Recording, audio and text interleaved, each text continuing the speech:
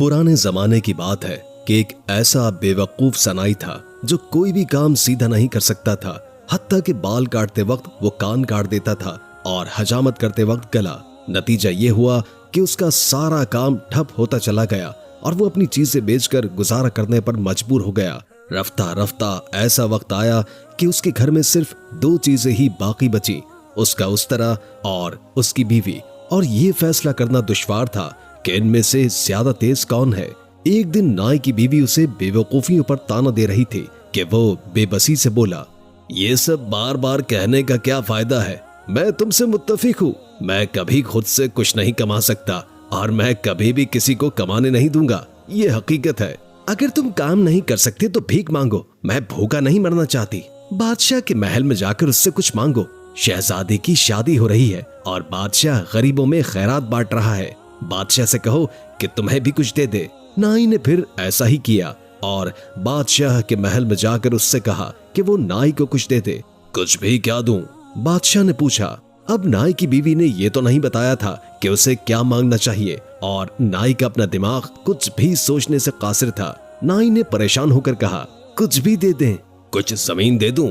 बादशाह ने पूछा। नाई की जान में जान आई कि वो भी कुछ मसले से निकला। वो बोला, हाँ, कोई भी जमीन दे दें। बादशाह ने उसे शहर से बाहर एक उजड़ी पजड़ी जमीन देने का हुक्म दे दिया। नाई घर वापस पहुंचा तो बीवी ने पूछा, तुम्हें क्या मिला है, जल्दी दो ताकि मैं रोटी खरीद लाऊं।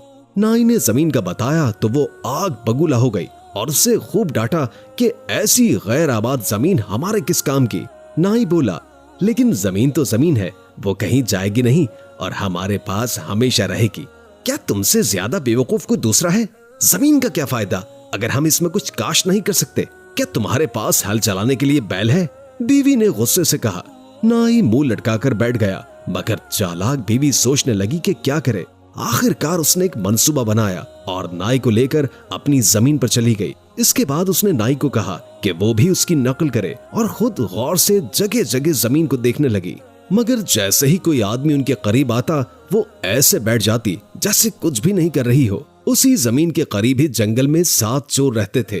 वो सारा दिन देखते रहते कि नाई और उसकी बीवी छुपकर जमीन में कुछ तलाश कर रहे हैं। जब शाम ढली, एक चोर नाई के पास गया और उससे पूछने की कोशिश करने लगा कि उसे किस चीज की तलाश है। नाई की बीवी ने पहले तो कुछ देर टाल मटोल की, फिर गोया थक कर कहने लगी, ये जमीन मेरे दादा की है, उन्होंने यहाँ अशरफियों की 5 देगे दफन की हैं, मगर हमें उनकी सही जगह बताने से पहले ही फौत हो गए। अब हम वो देगे तलाश कर रहे हैं। तुम किसी से भी ये बात मत करना, वरना वो देगे तलाश करके ले जाएगा और हम महरूम रह जाएंगे। चोर ने वादा किया कि वो किसी को भी नहीं बताएगा। मगर शाम ढले, जब नाई और उसकी बीवी घर चले गए तो चोर अपने साथियों को लेकर आया और सातों मिलकर अपने बैलों से हल चला चला कर खजाना तलाश करने लगे। सुबह तक खेतों की ऐसी हालत हो गई जैसे इसमें 7 मर्तबा हल चला दिया गया हो, मगर उन्हें कुछ भी नहीं मिला। अगली सुबह नाई की बीवी ने सारे खेत में हल चला देखा तो बहुत खुश हुई और फिर वो बीज उधार लेकर आई और जमीन में बो दिए। हल बहुत ही अच्छा चला था तो फसल भी बहुत ही अच्छी हुई थी। नाई की बीवी ने तमाम कर्जे चुका दिए और फिर भी इतने पैसे बच गए कि उसने कुछ सोना खरीदा और एक मटकी में छुपा दिया। जब चोरों ने ये देखा तो वो बहुत गुस्से में आ गए। फिर वो नाई के घर गए और उससे कहने लगे, हमें फसल में कुछ हिस्सा दो क्योंकि हमने हल चलाया था। नाई की बीवी हंसी और कहने लगी, मैंने तुम्हें बताया था कि जमीन में सोना है, लेकिन वो तुम्हें नहीं मिला। अब वो सोना घर में एक मटके में छुपा हुआ है, लेकिन वो तुम्हें नहीं मिलेगा। इस पर चोरों ने कहा, अगर तुम सीधे तरीके से हमारा सोना नहीं दोगे तो हम खुद ले लेंगे, बेशक आज रात देख लेना। नाई की बीवी ने फिर इनकार किया और चोर वापस चले गए। लेकिन एक चोर घर में छुप गया ताकि रात को अपने साथियों के लिए दरवाजा खोल दे। नाई की बीवी ने अपनी आंख के गोशे से उसे छुपते हुए देख लिया। नाई चोरों से बहुत डरा हुआ था। उसने अपनी बीवी से पूछा, तुमने सोना कहाँ छुपाया है? बीवी बोली, ऐसी जगह छुपाया है कि वो किसी को भी नहीं मिलेगा। बाहर के दरवाजे के साथ रखे मटके में मिठाइयों के नीचे छुपा दिया है। चोर ये सुनकर बहुत खुश हुआ। आधी रात को वो अपनी कमीनगाह से निकला और मटका लेकर फरार हो गया। सब चोर मिलकर बाहर जंगल में पहुंचे और माल तकसीम करने की तैयारी करने लगे। मटके लाने वाला चोर कहने लगा, नाई की बीवी ने बताया था कि सोने के ऊपर मिठाइयां रखी हैं ताकि किसी को शिवा ना हो। पहले मिठाई बांट कर खा लेते हैं, फिर सोना बांटेंगे। जंगल में खूब अंधेरा था। चोरों ने मटके में से टाल मटोल करके मिठाइयां निकाली और खाने को मुंह में डाली और साथ ही थू थू करके थूकने लगे। नाई की बीवी ने मटके में मिठाई के बजाय आंवले डाल दिए थे। सब चोरों को बहुत गुस्सा चढ़ा। अगली सुबह वो नाई के घर पहुंचे और फसल में अपना हिस्सा मांगने लगे। नाई की बीवी उनकी शक्लें देखकर हंसने लगी। उस पर चोर बोले, तुमने 2 मर्तबा हमें बेवकूफ बना दिया, अब तुम्हारी बारी है। ये कहकर वो तनो तनाते हुए चल दिए। जाते जाते एक चोर दोबारा कोने में छुप गया और नाई की बीवी ने इस मर्तबा भी उसे छुपते हुए देख लिया। नाई ने परेशान होकर पूछा, तुमने सोना कहाँ छुपाया है? गद्दे के नीचे तो नहीं छुपा लिया? नाई की बीवी ने उसे तसल्ली दी, मैं इतनी भी बेवकूफ नहीं, सोना महफूज है। मैंने उसे बाहर नीम के दरख्त की ऊंची शाखों में एक पोटली में बंद करके छुपा दिया है। चोर ये सुनकर बहुत खुश हुआ। रात को जब सब सो गए तो वो अपनी कमीनगाह से निकला और अपने साथियों को बताया। सब चोर नीम के दरख्त के नीचे जमा होकर ऊपर देखने लगे तो कुछ गौर करने पर ऊपर दरख्त पर एक पोटली बंधी हुई दिखाई दी। चोरों का सरदार बोला, वाकई ऊपर पोटली बंधी हुई है, एक आदमी ऊपर चढ़े और इसे उतार कर लाए। एक चोर ने कमीज उतारी, कसकर धोती बांधी और ऊपर चढ़ने लगा। अब हुआ ये था कि नीम के दरख्त पर शहद की मक्खियों ने एक छत्ता बनाकर रखा हुआ था। चोर जब छत्ते के करीब पहुंचा और उसने हाथ बढ़ाया तो शहद की एक मक्खी ने जोर से उसकी रान पर डंक मार दिया। चोर ने तकलीफ से परेशान होकर बेसाख्ता अपनी रान पर हाथ मारा। चोर कहीं के, तुम पोटली नीचे उतारने के बजाय इसमें से सोना निकालकर अपनी जेब में डाल रहे हो। नीचे खड़े चोर चिल्लाए। अंधेरे की वजह से बाकी सब चोरों को भी यही लगा था, मैं ऐसा कुछ नहीं कर रहा, दरख्त पर कुछ है जो मुझे चुभ रहा है। दरख्त पर चढ़े चोर ने कहा। उसी वक्त एक दूसरी मक्खी ने भी उसके सीने पर डंक मारा। चोर ने सीने पर हाथ मारकर उसे अलग करना चाहा। नीचे खड़े चोर चिल्लाने लगे, हमने देख लिया है कि तुम सोना छुपा रहे हो। उन्होंने एक दूसरे चोर को ऊपर भेजा, मगर अब शहद की मक्खियां फैल चुकी थी। उन्होंने इस चोर के जिस्म पर भी काटना शुरू कर दिया और वो बेख्तियार अपने जिस्म पर जगह जगह हाथ मारने लगा। बाकी चोरों को भी बहुत गुस्सा चढ़ा कि दूसरा चोर भी बेईमान निकला और ये भी सोना छुपा रहा है। फिर सब चोर एक एक करके ऊपर चढ़ गए और हर एक के साथ ऐसा ही हुआ। आखिर सरदार की बारी आई। उसने छत्ते को मजबूती से पकड़ा ही था कि वो शाख जिस पर सब खड़े थे वजन बर्दाश्त न करते हुए टूट गई और सब नीचे जा गिरे। छत्ता उनके ऊपर गिर गया और मक्खियां उन पर टूट पड़ी। सब चोर जान बचाकर भागे। इसके बाद कई दिनों सुकून रहा, क्योंकि चोर इस काबिल नहीं थे कि चल फिर सकते। नाई और उसकी बीवी सोचने लगे कि शायद चोर अब दोबारा उन्हें तंग नहीं करेंगे, लेकिन ये उनकी गलतफहमी थी। एक रात जब वो कमरे की खिड़की खोलकर सोए हुए थे तो नाई की बीवी की आंख सरगोशियों की आवाज से खुल गई। चोरों की आवाज पहचान कर उसके होश उड़ गए। उसने सोचा कि अब बचना बहुत मुश्किल है, लेकिन उसने हिम्मत न हारी और नाई का उस तरह पकड़कर खिड़की के साथ छुपकर खड़ी हो गई। पहले चोर ने आहिस्ता आहिस्ता सर अंदर किया और अंधेरे कमरे के अंदर झांकने की कोशिश की। नाई की बीवी ने उस तरह वाला हाथ घुमाया और चोर की नाक काट डाली। खुदाया, मेरी नाक किसी चीज से लगकर कट गई है। चोर तकलीफ से चिल्लाया। अरे खामोश, तुम सबको जगा दोगे, छुप कर अंदर जाओ। बाकी सब चोरों ने आहिस्ता आवाज में उसे डांटा। नहीं, मैं अंदर नहीं जाऊंगा, मेरी नाक से खून बह रहा है। चोर चिल्लाए। अरे बुज़दिल, तुम्हारी नाक खिड़की से टकराकर जख्मी हो गई है और तुम रो पिट रहे हो। मैं अंदर जाता हूँ, दूसरे चोर ने कहा और खिड़की की तरफ बढ़ा। जैसे ही उसने सर अंदर किया, नाई की बीवी ने अपना उस तरह चला दिया और उसकी नाक भी कटकर जा गिरी। खुदाया, अंदर वाकई कोई तेज चीज है। चोर तकलीफ से चीखा। बांस की कोई काश निकली होगी, तुम एक तरफ हो, मैं देखता हूँ, तीसरे चोर ने कहा और अपना सर खिड़की से अंदर डाला। फिर वही हुआ, उसकी नाक भी कटकर दूर जा गिरी। ओह, वाकई कोई अंदर तेज चीज है। मुझे ऐसा लगा जैसे किसी ने मेरी नाक ही काट डाली।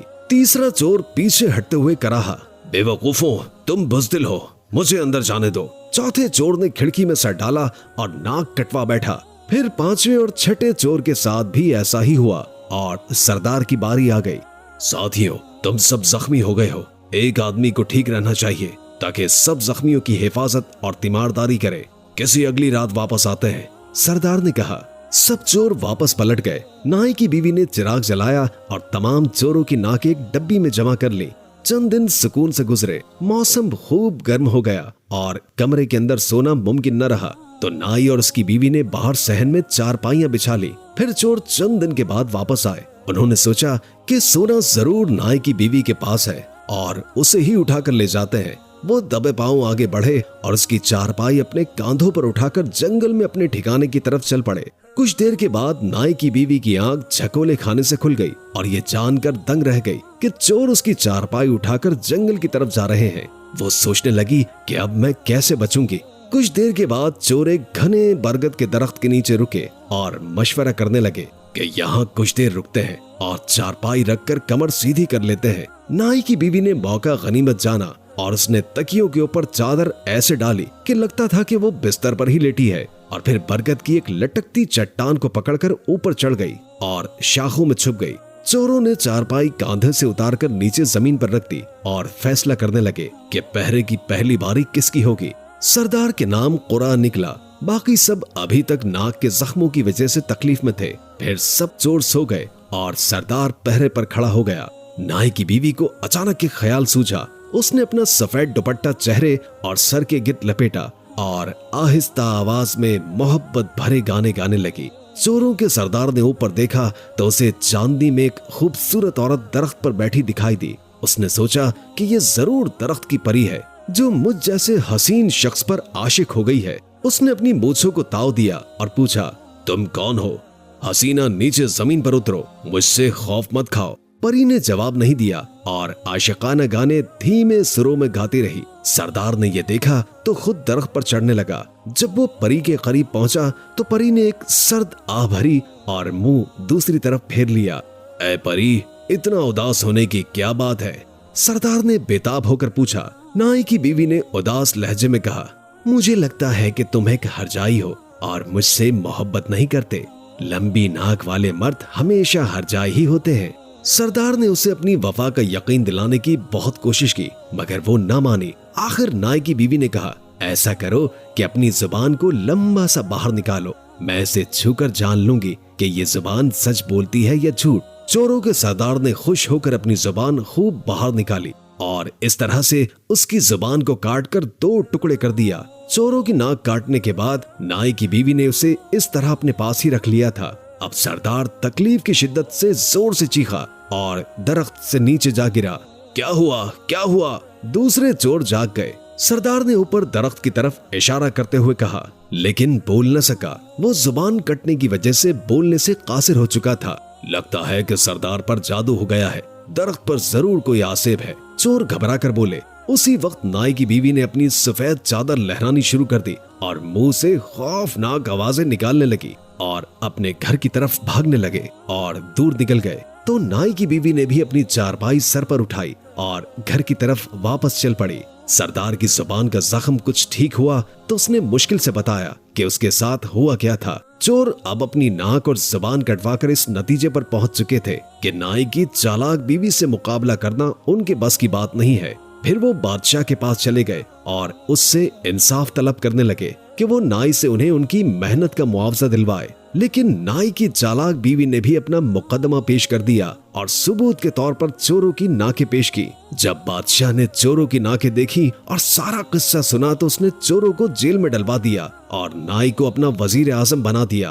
बादशाह ने कहा, जब तक इस नाई के सर पर इसकी अक्लमंद बीवी का साया सलामत है, ये कोई अहमकाना काम नहीं कर सकता और हमें इसकी बीवी के साथ होते हुए इससे बेहतर वजीर नहीं मिल सकता। इस तरह नाई की बीवी की अक्लमंदी की वजह से उसकी चोरों से भी जान छुट गई और उनके हालात भी बेहतर हो गए।